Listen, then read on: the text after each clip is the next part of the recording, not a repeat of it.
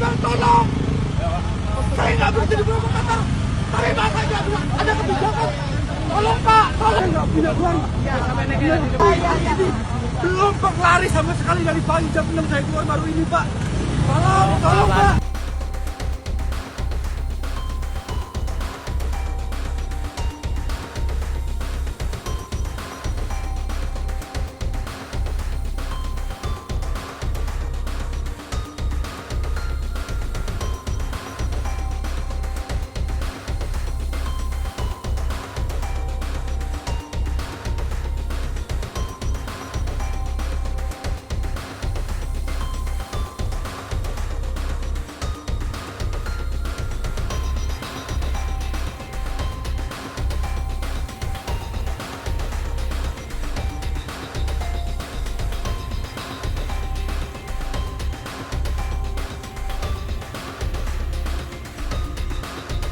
Kami dibantu ya di dalam penyebaran informasi terkait kondisi yang video Pak Agung, dan alhamdulillah kondisinya saat ini sudah selesai ya.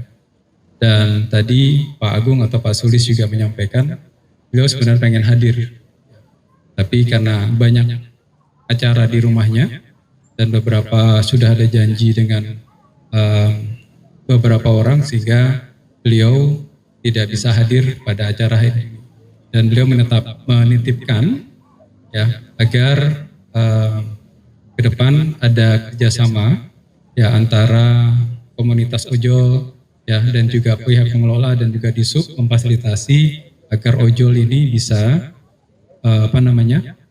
ada tempat ya parkirnya di gedung-gedung ya ataupun di mall yang memang bisa difasilitasi. Dan kami akan coba koordinasikan nanti, dan kita akan rapatkan mengundang juga teman-teman komunitas ojol, operator ya agar suasana ataupun jalan ya dan peraturan ini bisa kita terapkan. Dan penertiban akan kita lanjutkan, dan kami mengedepankan seperti arahan Pak Gubernur ya humanis. Kita juga akan melakukan pendekatan persuasif, dialogis ya pada saat kita melakukan penertiban. Dan kami juga perlu luruskan bahwa di saat kendaraan dibawa ya oleh petugas dan ditempatkan di Sudin, dan itu langsung bisa diambil dengan hanya membuat surat pernyataan dan tidak berbayar sama sekali. Dan tidak ada denda sama sekali, baik itu diderek ataupun kita naikkan di dalam truk kita. Jadi pada saat kemarin Sudin Perhubungan Jakarta Timur datang ke rumah Pak Agung atau Pak Sulis itu dalam rangka silaturahmi dan kekeluargaan karena adanya kegaduhan di media sosial. Jadi apa yang terjadi, Pak Sulis sudah mengambil pada hari itu juga. Kami ke sana tidak membawa motor, kami hanya murni dengan niat tulus, silaturahmi dan kekeluargaan. Dan Pak Sulis atau Pak Agung sudah mengambil motornya pada hari itu juga. Dan tidak ada pemungutan biaya, dan Pak Sulis juga membuat surat pernyataan tidak akan mengulangi kembali. Dan ke depan kami akan berkolaborasi dengan para komunitas ojol ini ya dalam melakukan penegakan dan penertiban. Situasi saat ini antara perpres, tarif, terus disub segala macam ini berkesinambungan nih. Kenapa lo ojol malas parkir di dalam gedung? Karena sebagian gedung itu belum ada parkiran buat ojol.